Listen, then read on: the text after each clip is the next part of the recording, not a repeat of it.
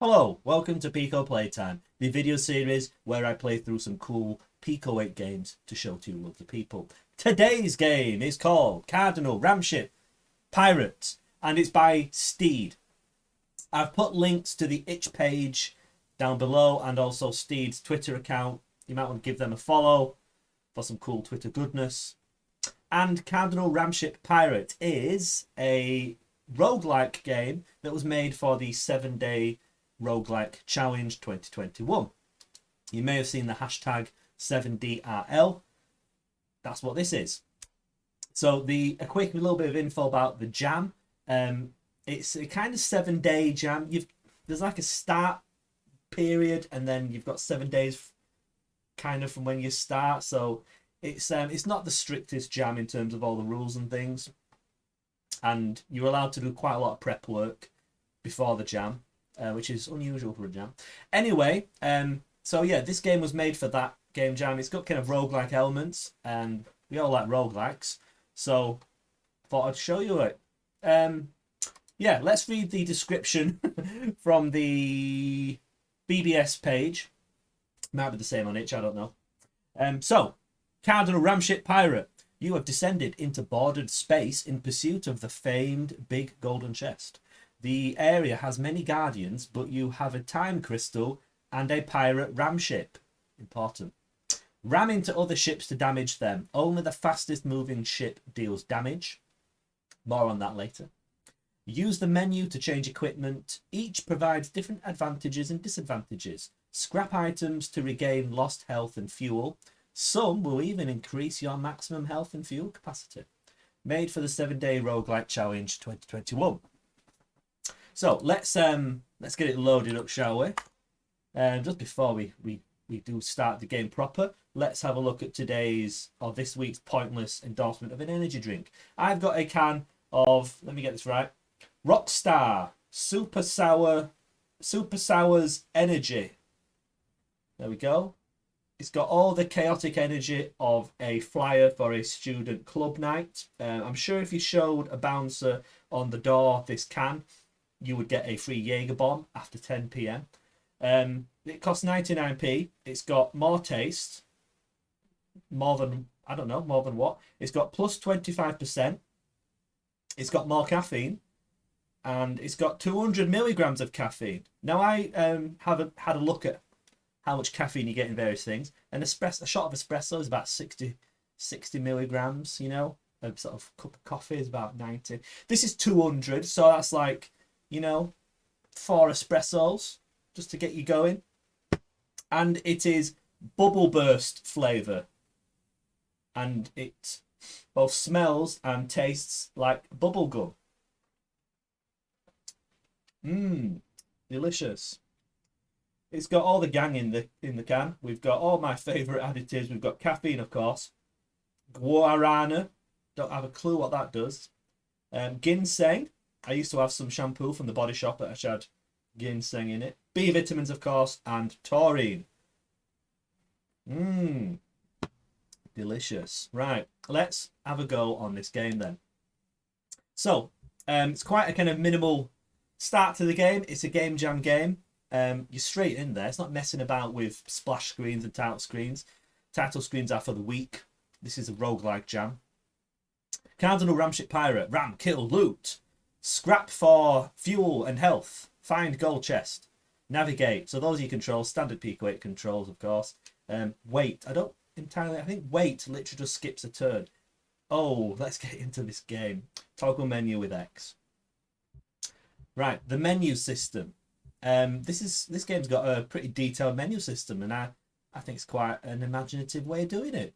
Pico 8 doesn't give you a lot of ways. There aren't a lot of inputs on Pico 8. You've only got you can see there. You've got 4 direction arrows and then 2 buttons. That's it. So for kind of menu systems and things, most games don't use the mouse either. So you're kind of limited with what you can do in menus. And I think this is a really imaginative way, a really creative way of doing a menu system. You kind of move up and down with up and down, and then to go. So if I'm looking at my slots now, that's like my inventory. I move to the right. I can look at what I have in each slot. So for example, up has got the thrust and the mace. and you can go right to have a look at each one. You can look at the info, the stats, or you can scrap it. I can't scrap it at the moment because I'm not actually in the game. But I think that menu system's really cool. You've got a map as well. Huh, cool. So let's restart then. Welcome, CR Pirate. So this is a roguelike. Now, most roguelikes tend to be, it's funny with roguelikes, isn't it? Because what constitutes a roguelike? There's a kind of list of features. They don't all have to have those features. Let's look at the features this game has. It's kind of turn-based.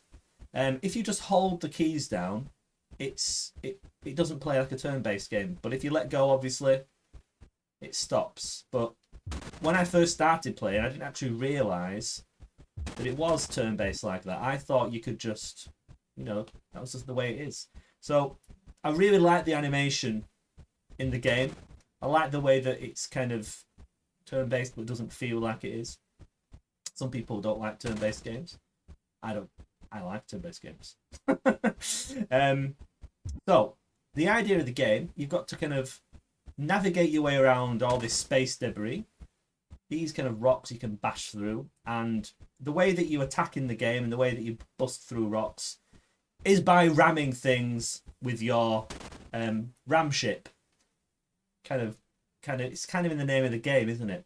So as you can see in the bottom left of the screen there, or in the middle of the screen for you guys, we've got an enemy ship, and you can see that enemy ship is bristling with weapons.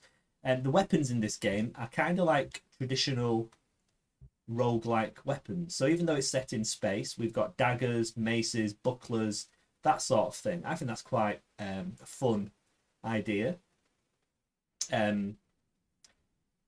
Yeah, I think it's really cool, that. I was going to make a reference to the Romeo and Juliet Baz Luhrmann film, but no, I'm going to go ahead and make that reference. In Romeo and Juliet by Baz Luhrmann, starring good old Leo DiCaprio, the characters reference things like, oh, fetch me my longsword. And then they fetch their longsword, and it's just an M16 with the word longsword written down it. So this game kind of does that, which is quite funny. There you go. Lovely 90s reference for you there. I'm sure you'll appreciate that. Anyway, let's see if I can equip my weapons then. So I've gone to the menu. I'm looking at my slots. You can see I've explored a little bit of the map. Anyway, let's look at each slot. So thrust is kind of like your basic kind of equipment item for the ship that just lets you move around. We're interested in equipping weapons though. So if we look at the dagger, I think the first indication is fuel. So it takes 1 fuel, and I think, is that like a cooldown maybe? Speed of attack, or speed and then you've got attack.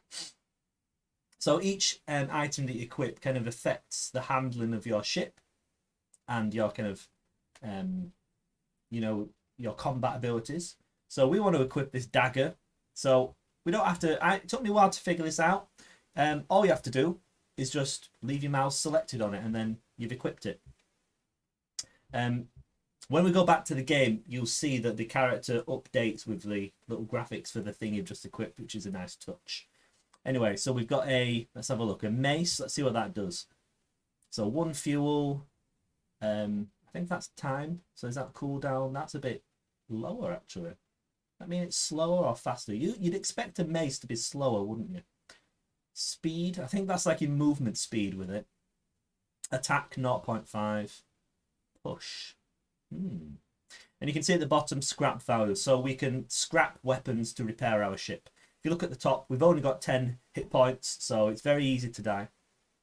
And if I screw this combat up, you'll be seeing what it's like when you die. Anyway, we've got the mace equipped. Let's have a look at the buckler. So yeah, as you can see, the buckler buffs our defense.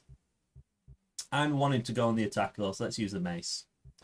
And then I think we dagger for that one, buckler, and then the fire command. There must be attacks that you can get later on. I've not got that far into the game yet, sadly. Now if I just go back to the game, you see if I actually press X, oops, not X, circle, You can see wait literally just skips a turn. So you can see there's a kind of compass direction showing us which way our ship is pointing. There is momentum in this game, which takes a little bit of getting used to, but it's... Oh, that was bad. We're really doing badly in this.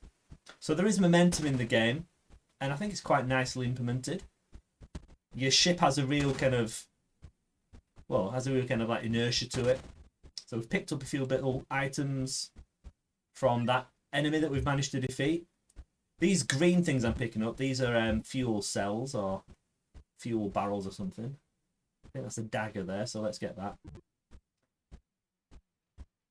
So we should be able to repair our ship, because if you look at the top there, I did pretty badly in that combat. I've only got 1 health. So let's go back to the menu. And you can see now we've got buckler and dagger here, so let's see. Wow, the buckler really does repair us a lot. Gives us some fuel back as well, I think. Let's see. Oh. Scrap value. It says plus. Oh, I'm guessing the plus is, does that raise our maximum? Let's see what the dagger does then. I'm guessing you probably need to get better items or rarer items to upgrade your maximum capacity for things. Anyway, let's scrap this buckler so we can repair our ship a little bit. So there you go. Just gained some health. Repaired my ship. Oh, we don't need 2 daggers, so let's get rid of one of them.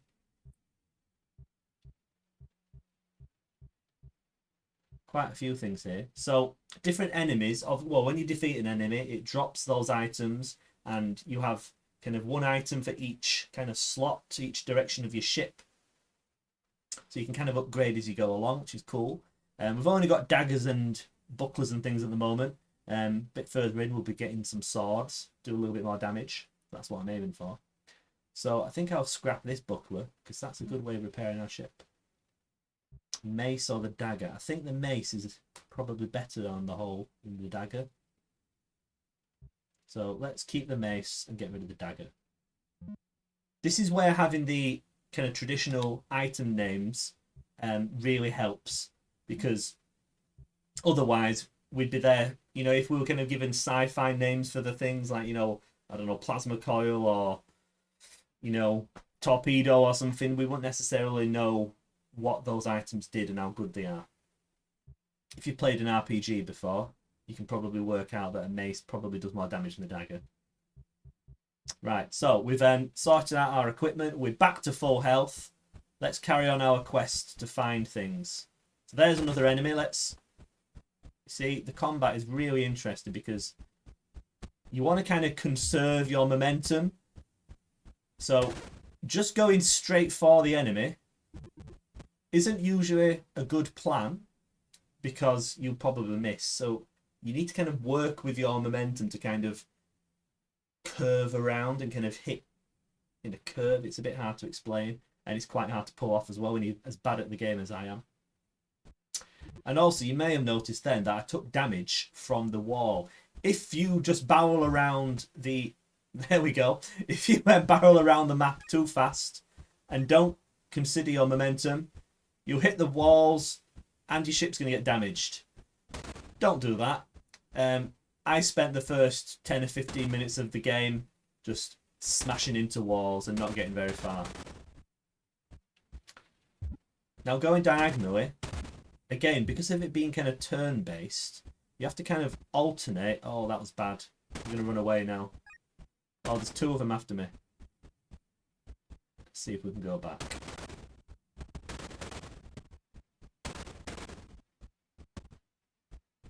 This is interesting. The AI seems to be quite competent. I have to really... Oh, no! Oh.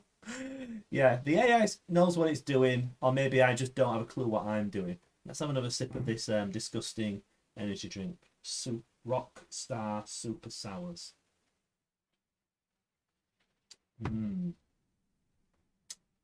Taste of bubblegum. So yeah, we got destroyed there. This is the roguelike. It's permadeath. If you die, it's back to the beginning.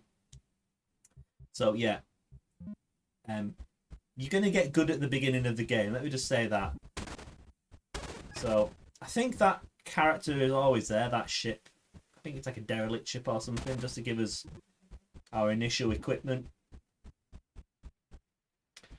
So let's see. Let's try and play the game a little bit more. I was going to say, let's try and play the game more strategically, and then I immediately charge towards the first enemy that I see. Managed to dodge him that time. I think we scored a hit then. Hey, there we go. Right, let's equip our ship. I love fiddling around with the ship. It tickles the same part of my brain that FTL tickles when you get to upgrade your ship and FTL. Great fun. Lovely. Lovely stuff. Right, let's equip our buckler then. I think, to be honest, I think if we only have the thrust in a slot, I think it just auto equips the first item that we pick up, so probably don't need to go through it at the moment. We have a lot of up items though, so let's I think I might go for the buckler. Let's get rid of the dagger, that's no use. So I'll keep the buckler for now, and I'll keep that mace maybe. Because I seem to have lots of problems of dying. So maybe if I raise my defense, maybe that'll be an intelligent thing to do. Here we go. So that was lucky. We happened to be going quite fast, and there's an enemy directly in our path. So I'm sure we scored a lot of damage then. I think. I don't know actually. I'd guess that the faster you're going, the more damage you do. Certainly, you have to be going the fastest to do any damage. So, you can see here. Oh. Right, let's run away. If I was going a slightly different angle there, I'd have been able to retain more speed coming through this area. Right, let's turn around. See now, look, because we've come to a stop trying to change direction, we were vulnerable. So I really like combating this. Trying to plan your kind of ramming charges is fun. That must have been a hit then. That ship has got a lot of it's bristling with weapons. Hey, there we go. We've got some gold. How much gold have we got? Is that at the top there? Oh, that's our fuel. Oh, we're low on fuel. So here we go. We've just picked up a sword. Low fuel though. Right. Oh, am I going to run out of fuel? There's some there. Out of fuel. Oh dear, I died. I was doing so well. You need to keep track of your fuel. It'd be nice maybe if there was a kind of like a warning maybe if you were low on fuel. I mean, obviously there was a warning, but at that point it was already kind of too late, I think. Maybe that warning should be coming sooner. I don't know. Maybe I just ignored it. Anyway, let's have another go because this is fun. So, start a new game. So I've already started with a weapon there. Let's have a look at what weapons we've got. We've got a mace. Thrust, thrust, thrust. So sometimes we do start with a weapon.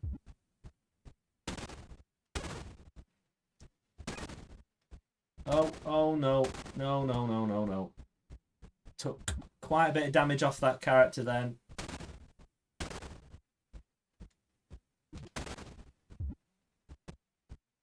And I hit the wall. This isn't going well. So, hey, there we go. Trying to conserve my momentum there. Direct all of my momentum into the enemy ram ships. How dare they think they can ram my ship? I am the Cardinal Ramship Pirate. You know? Don't they know who I am? Got gold. So, let's see if we can take on... Ah. Oh, there we go. So, there is a certain amount of oh, that was taking a lot of damage then. There's a certain amount of randomization in the game. It's a roguelike after all. We need to get more fuel. We are low on fuel again. Yeah, there's a certain amount of randomization in the game. The kind of play area that you have to explore kind of changes. I'm not sure how the randomization necessarily works. I think I would guess that there's kind of sort of familiar. You get these kind of familiar looking arenas that you sometimes see repeated. So I don't think it's kind of like completely random where you're just getting noise. That enemy ship is very fast. Let's see if we can get one of these guys. He's going ridiculously quickly there. See, already my fuel is looking rather low, so I might. Oh dear, that was bad. Let's repair some stuff. Right, what have we got? Thrust buckler. Right, I think I need the buckler because I seem to be taking a heck of a lot of damage. But having said that, with the buckler, we get to repair our ship, don't we? Maybe I should do that. Good game, this. If you like roguelikes, you should play this game. It's I've not played a game like this before, really. Kind of space. I mean, FTL is kind of a roguelike, but not really. There's elements of it. This is much closer to what you'd call a traditional roguelike, even though it is in space and has momentum and space combat. Roguelikes, traditional, of course, are in kind of dungeons and things and have a medieval fantasy setting. But the turn-basedness of this game, the way the combat works, the brutal combat, it's very roguelike and it's very fun. If you haven't guessed by the fact that I've been playing this game for nearly 20 minutes, and yeah, I don't think I've said half of the things I want to say about this game. Let's try and get through some of the technical things I like about this game. The graphics are really cool. I like the kind of Starfield background, and yeah, I love the sort of map, if you like. Oh dear. I love the way the maps are kind of generated and maze-like. Very fun to explore. The inventory mechanics, the menu system work well. I wish I could get a bit further into the game so that I could see what some of the other items are. The last game that we played, the enemy that I see towards the end, that was really fast, so that must have had some extra item. So a lot to uncover in this game, a lot of depth, which again you want in a roguelike. Roguelikes, you know, your replay value is meant to be high with them, isn't it? And they're not just one and done kind of games. That ship is mocking me, isn't it? Look at the way it's sat there, floating up and down, thinking it's really good. So there you go, my awesome score of 9. I think that might be quite a poor score in this game. I'm not saying I'm any good at this game, I'm just saying that you should have a go at it, you know? Right, one more go, and then, yeah, I think I might have to bring things to a close, because otherwise I could just have a 60-minute video of me not doing very well at this game. Yeah, the little kind of almost like the kind of hands on a clock, which you'll see, that moving around the ship, that indicates your direction that you're going to be travelling in. So if I start moving up and then start thrusting down, you see, someone wants to text me, you see that kind of hand, if you like, that clock hand, kind of changes direction to show you where you're going to, what direction you're going to move in. That's a really cool way of doing it. And one thing that might be nicer, I think, would be a way of maybe, if you were going faster, if that line was longer maybe, or if there was a different colour. Because sometimes, particularly if you're trying to navigate like a kind of tight area like this, it can be quite hard to tell sometimes how fast you're kind of going, and you know, that can make it hard to navigate.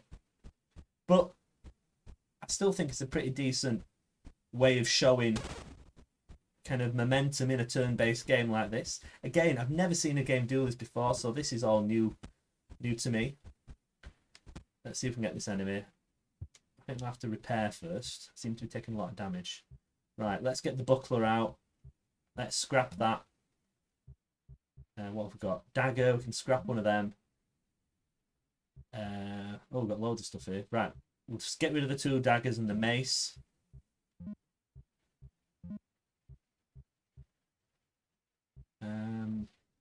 Keep the buckler maybe.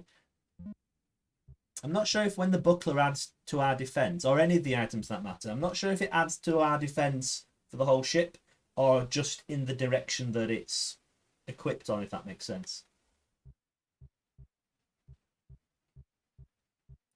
Is there a way of finding that out? As you can see, I've barely explored any of the map here. I haven't even done a quarter of it yet, because I keep dying. So yeah, let's see if we can defeat this ship. There's a really good weapon there. That's a sword. I need to get that. Let's see. Can I pick that up without him being able to hit me? There we go. We've got a sword. He's just ploughed into those rocks there. There we go. So if we look at the sword, you can see that's got attack power of 1. So twice as good as the mace. How much does the dagger do? 0.25. So yeah, that dagger's a bit rubbish, isn't it? Let's get rid of that. Use our sword instead. Right, this guy's going down. Got my long sword equipped. I've also... Oh no, I'm getting absolutely decimated here. So, hey, that was a good solid hit. Oh no. It's a bit hard to tell sometimes if you're taking damage or not. I think when the screen flashes red, that means you're taking damage, but I'm sure sometimes there I was scoring a hit. So that's a little bit unclear. But telling you need to try this game out. It's so much fun. 6. I thought I was doing well that time. I did. There we go. So let's see. I challenge you, viewers. Can you beat my score of 9? Can you get the game into your score into double figures? You know, 9. That's poor. Anyway, I hope you've enjoyed watching me crash and burn in this space-based roguelike. Cardinal Ramship Pirate by Steed. Links below. Check out Steed on Twitter. Check out this cool game on Itch. There's also a link on the Itch page to the Game Jam page. There'll be some other cool roguelikes in there if roguelikes are your thing. And yeah, check out Pico 8 games, everyone. So many of them, they're so good. Anyway, thank you for watching. I'm going to see if I can beat my score of 9. See if I can break into double figures. Anyway, yeah, let's have another sip of my disgusting energy drink. Yeah, it tastes like a 99p energy drink, that. Right, I keep saying I'm going to finish the video and then I don't. Really, I'm going to finish now. So thank you for watching, and I'll see you again very soon.